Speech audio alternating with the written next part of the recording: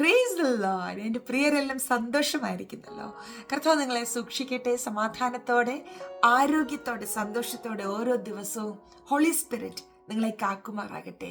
പ്രിയപ്പെട്ടവരെ, സാഹചര്യങ്ങൾ വിരോധമാകുമ്പോൾ പെട്ടെന്ന് അങ്ങ് പ്രതികരിക്കരുത്. ഒത്തിരി വൈകാരികമായിരിക്കുമ്പോൾ തീരുമാനങ്ങളൊന്നും എടുത്തു കളയരുത്.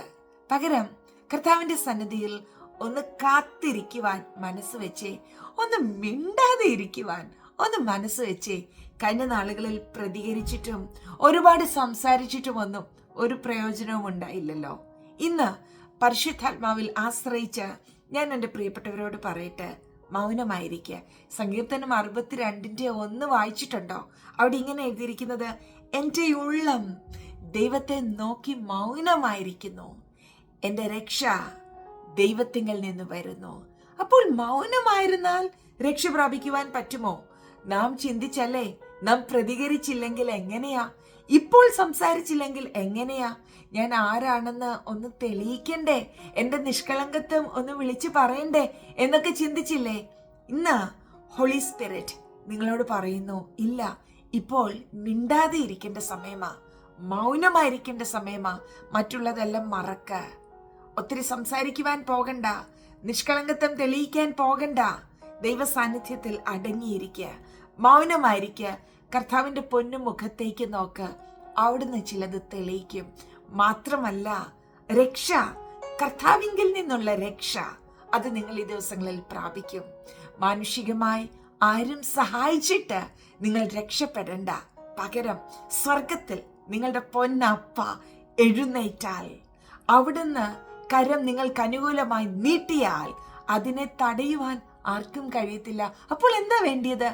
ഒന്ന് മൗനമായി അല്പം ഒന്ന് കാത്തിരുന്ന് കർത്താവിൽ നിന്ന് നേരിട്ട് രക്ഷ പ്രാപിക്കുകയാണോ വേണ്ടുന്നത്?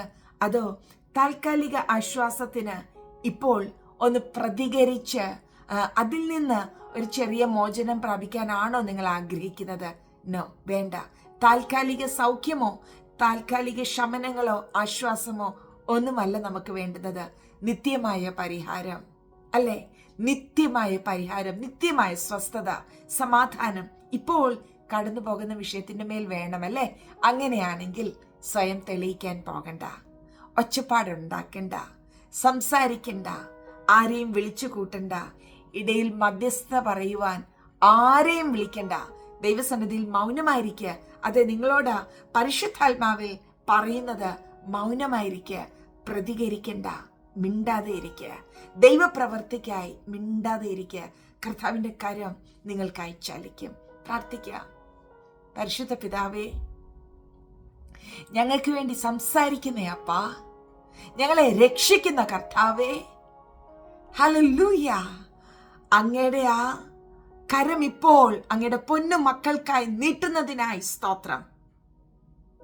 മനുഷ്യരിൽ ആശ്രയിക്കാതെ താൽക്കാലികമായ വിഷയ പരിഹാരങ്ങൾക്ക് പോകാതെ അങ്ങയുടെ പൊന്നുമുഖത്തേക്ക് നോക്കിയിരിക്കുന്ന, കാത്തിരിക്കുന്ന, മൗനമായിരിക്കുന്ന അവിടുത്തെ പൊന്നു മക്കളെ അങ്ങ് സഹായിക്കണമേ. ദൈവ സാന്നിധ്യത്താൽ എൻ്റെ പ്രിയപ്പെട്ടവർ ഇപ്പോൾ നിറയട്ടെ. ഹല്ലേലൂയ. അവരുടെ ഇപ്പോൾ കടന്നു പോകുന്ന വിഷയത്തിന്റെ മേൽ കർത്താവിന്റെ കരം ചലിക്കുന്നതിനായി സ്തോത്രം. രക്ഷ അങ്ങയിൽ നിന്ന് എൻ്റെ പ്രിയപ്പെട്ടവർ ഇപ്പോൾ പ്രാപിക്കട്ടെ. ചില നിത്യമായ പരിഹാരങ്ങൾ എൻ്റെ പ്രിയപ്പെട്ടവരെ വേദനിപ്പിക്കുന്ന വിഷയങ്ങളുടെ മേൽ ഇപ്പോൾ വെളിപ്പെടട്ടെ. ഞങ്ങൾ അങ്ങയെ സ്നേഹിക്കുന്നപ്പാ, ഞങ്ങൾ അങ്ങയെ ആരാധിക്കുന്നു, ഞങ്ങൾ അങ്ങയെ സ്തുതിക്കുന്നു, ബഹുമാനിക്കുന്നു. ഞാൻ എൻ്റെ പ്രിയരെ എല്ലാം ബ്ലെസ് ചെയ്യുന്നു. താങ്ക് യു പപ്പ. ഞങ്ങളോട് സംസാരിച്ചതിന് നന്ദി. മഹത്വം അങ്ങേക്ക്. യേശുവിൻ നാമത്തിൽ തന്നെ ആമേൻ. മിണ്ടാതെ ഇരിക്കുക. ഈ ദിവസങ്ങളിൽ കടന്നു പോകുന്ന പ്രതിസന്ധികളുടെ മേൽ നിത്യമായ പരിഹാരം കർത്താവ് തരും. താൽക്കാലിക പരിഹാരങ്ങളോ ശമനങ്ങളോ ഒന്നും നമുക്ക് വേണ്ട. ദൈവത്താലുള്ള നിത്യമായ വിടുതലുകൾ അത് വെളിപ്പെടും. മിണ്ടാതെ ഇരിക്കുക. കർത്താവ് എല്ലാവരെയും അനുഗ്രഹിക്കട്ടെ. അല്പസമയം കഴിഞ്ഞ് നമുക്ക് ഒരുമിച്ച് ഇന്റർസെസറി പ്രേയറിൽ കൂടാം. Bless you.